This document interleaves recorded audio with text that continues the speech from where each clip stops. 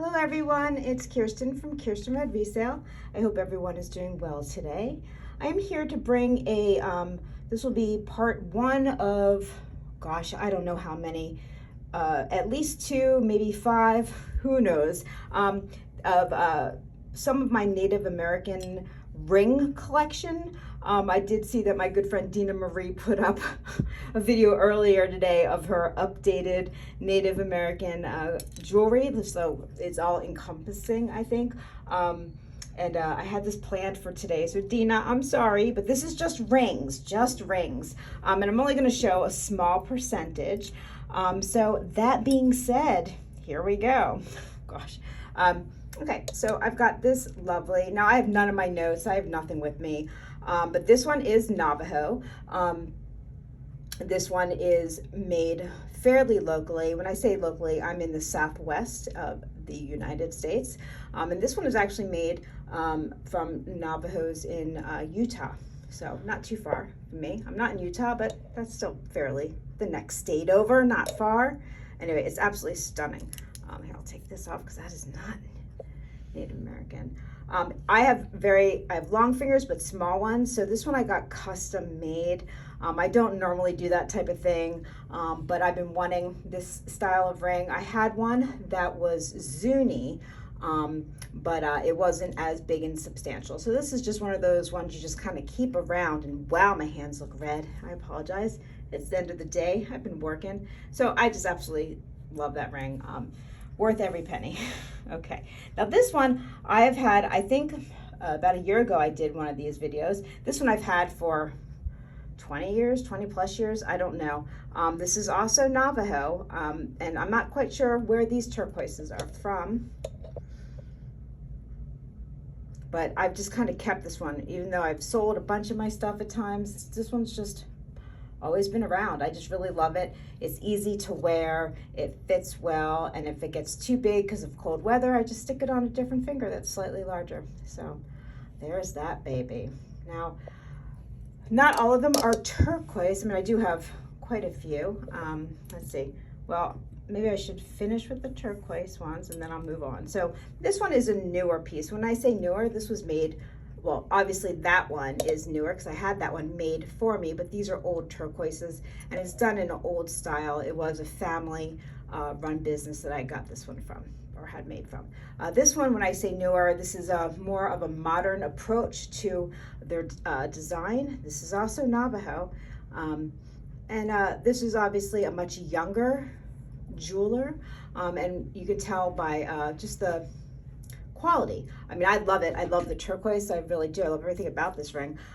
It's just the silversmithing isn't as well established as some of the other ones that I have had and have, but I do love it all the same. Okay, it's gonna be a quick video. I don't know. I'm not really sure. I kind of got thrown for a loop when I had to redo a video I had, and there's those dogs again, because why wouldn't they be in here playing with toys? Okay, hello. Now this is a vintage one. This one is probably dated to about like late 60s to 70s. Just the cool, old school, kind of hippie, if you want to say, the turquoise, coral, and sterling silver. And as you can see, I do like a big long ring. Not all of mine are, but a lot of my Native American pieces are. There's just something about it. It's a big statement, and yeah, I think they're just absolutely stunning. And there's a dog toy. Now this one, my good friend Sarsar sent me, and we were not sure. This is native. I did take it somewhere to get it looked at. I guess I should show you all, but I wasn't sure who made it. It's really lovely, and I thought this was Navajo, and I was mistaken. I was told, you are wrong, Kirsten. This is Zuni. I had no idea. To me, it looked very Navajo, but live and learn, right? But she gave it to me, and it's very sweet, and it's not a big ring, but it's beautiful. Really gorgeous turquoise too. Kind of unusual. Love that one. Okay, so I think I'm gonna, well, I'll show you this. This one's also turquoise. Okay, so this one, I got this one, oh my gosh, I got this one recently, and I got this one, I think from a YouTube friend, did I? Jeez, I don't know. Did I get this from T? I might have gotten this from T. I think I might have. She's got a channel on YouTube. And this is very much in the same vein as this one. I would date them about the same. This one actually might be slightly older, but I love this one. I have, like I said, I have little fingers, so it's sometimes I don't necessarily come across a 4.5. I usually have to get them sized, and so this one fit me great, and I really, really enjoy it. So yeah, you can see a little bit of a theme here, but we are going to venture away from these here, and I'm going to show you a slightly different style of a ring that are also made by Native Americans. This one's beautiful. Now this is mother of pearl and sterling silver, and this is also Navajo. Now this is not a very old ring. This was probably made in the last 15 or so years. I absolutely love it. It is beautiful. Now the craftsmanship is okay. I wouldn't say it's fantastic, but it is a nice, solid, heavy ring, which I do enjoy. And I just thought there was something so elegant about it. And I personally love mother of pearl. It just changes the beautiful pinks, greens, and blues. Stunning, absolutely stunning. So remember, just like any other group of people or jewelers or jewelry designers or craft men and women, they use all different types of materials. It's not always the traditional. So I just wanted to throw that out there. And speaking of that, I have this lovely one, and this is pink mother of pearl. And this one is Navajo. Now this one is probably one of my least uncomfortable. It's not comfortable. I need to take it somewhere, or I'm gonna do it. I need to cut this out. It is way too thick in the back to wear comfortably, but the ring itself is absolutely stunning with the stamped work, the raised little blossoms, really, really pretty. Love that piece. Just not comfortable to wear. Okay, now this I found out is also, this is Navajo as well. Now this stone is a type of agate. So this is what I was trying to say, that they don't always use what you would think that a traditional Native American would, jewelry designer, crafts person, whatever, silversmith, you know, I don't want to offend anyone, so there's a million terms you can use. But this, I fell in love with this. I fell in love with the just everything about it. It is beat up. It is, you can see that someone has completely loved it. It is kind of out of shape, and it fits me fabulous. And it's just, I don't know. I've worked in my art studio with this on. Probably not the smartest idea, don't do that, but it is just an absolutely stunning ring, and I do really, really love this type of agate. I've never seen this specific kind. I'm not a stony person. I am not a gemologist, but I'm learning. We're all learning, right? It's just the way it goes. Although I do know a thing or two about turquoise just because I love it. When you love something, you tend to learn about it. Okay, we're going to move on. So this one I got, is this one? This one is from Gina. This one is, I think this one is, yes. This is a signed piece. This is also Navajo. This is buffalo. Now this is not turquoise. They call it buffalo turquoise, but this is not even in the turquoise family. It is mined completely differently. But anyway, there's a whole story. I think in one of my older videos, I do go through the whole story. There's a beautiful story about buffalo, the buffalo stone, let's call it. It is absolutely stunning. And I have quite a few pieces. Now they do vary, obviously, because they're stone. So you'll have some that are much more white. You'll have some that are much more black, which is a little bit of speckling. There's a bunch of different ones. There's also imposters, just like anything else, you know. Anyway, but this, look at this ring. This is absolutely stunning. Gorgeous, gorgeous. I don't wear this often. Sometimes when I love something a lot, I just tend not to wear it, which is completely the opposite of what you should do. Don't do what I do. I just have to me it's precious and it's silliness. So, okay, so what I was talking about was younger Native Americans, and I'm speaking right now specifically of Navajo. This is a more modern piece. This was made within the last couple of years. This is a huge piece. It is a signed piece. Very heavy, very well made, very heavy. Did I mention that? And this is also buffalo. This is a different strain of buffalo. Beautiful all the same. This one is, as you can tell the difference, This one is much more raw. This one, most certainly, in my personal opinion, I do not speak to this specific jewelry designer. I can just talk about what I've learned over the last X amount of years by loving and buying and wearing and going to gem shows and talking to people who work with buffalo. This one has polymer in it. This one is done in a huge quantity, just like it's stabilized, basically is what I'm saying. This one has a coating on the top. Now, coating on the top, it could be as simple as a butcher's wax. It is just to seal it, to keep it from turning. You see how it's turning a little bit of yellow there? That's fine. That's your natural oils. Turquoise does the same. Turquoise is a very soft stone, very porous. Some turquoise is so porous that you can draw with it like it's actually a piece of chalk. Buffalo is slightly different, but look at all this veining. This much veining means there's lots of faults in it.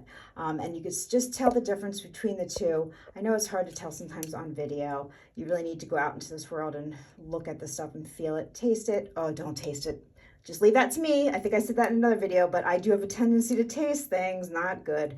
But this one, even though it is stabilized, I personally love it. I think the ring is really cool. It's just a young, hip person making just cool jewelry.